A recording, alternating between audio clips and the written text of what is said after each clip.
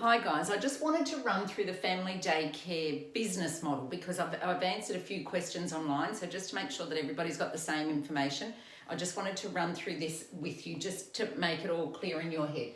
So the service, some of you refer to the service as either the scheme or the agency, but technically that's the service. So if you look at the legislation and the definitions, the service will tell you who that is. So that's what that is, either your scheme or your agency. Now they're the ones that get funded for, to administer the CCS. So it's their job. So when we're talking about business decisions and those sorts of things, that generally sits here.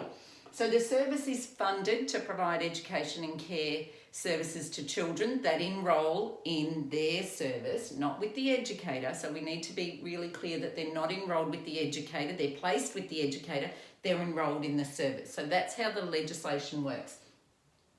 So then the provider is approved for X amount of educators. So look, that could be anywhere between, 12 even, right up to, there used to be unlimited, but that's not anymore. But there are still some services around that have got 120 educators. But the average seems to be, all new approvals anyway, seem to be around that 15 mark. So that means that with 15 educators, if they were working at capacity, that's 105 children a day that service can cater for. So imagine if you think about it like Telstra. So if that's Telstra get the funding from the government to do the infrastructure or whatever it is that they do.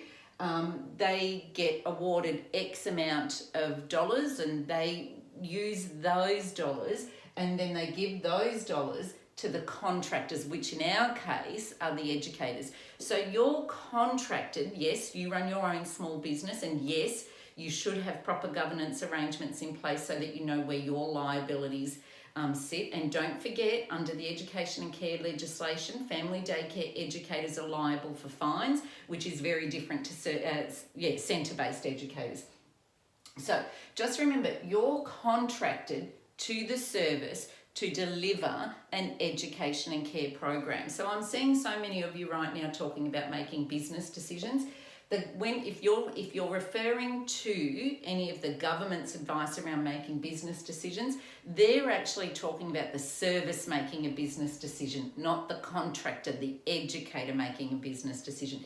Yes, you do have to make some, but just please remember you do not own the enrolments. So you can't be enrolling additional families and those sorts of things unless the service has that capacity under their license in order to cater for more families, or if we're talking about, COVID and those sorts of things, it's their capacity under that 50%, the childcare relief package. So that's all how that works. So 9 times out of 10, you guys are working, educators, you guys are working with your ABN. So you should have that formal structure in place.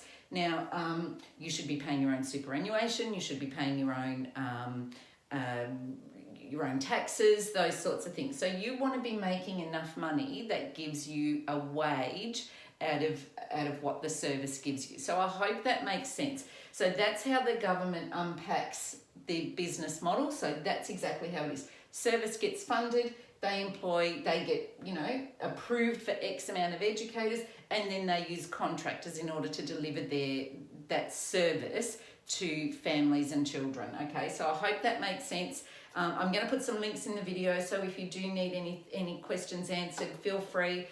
Jump on the YouTube channel. There's loads of free information, so you can just be watching those videos as part of your PD. So good luck. Hopefully that clears up any confusion for some of you. So I know that it's difficult times, and we are faced with a package that is an interim package. So, congratulations to you all for trying to make it work as best you can. And there are challenges, absolutely. So hopefully that helps answer some questions. Anyway, I'll be in touch. See ya. Bye.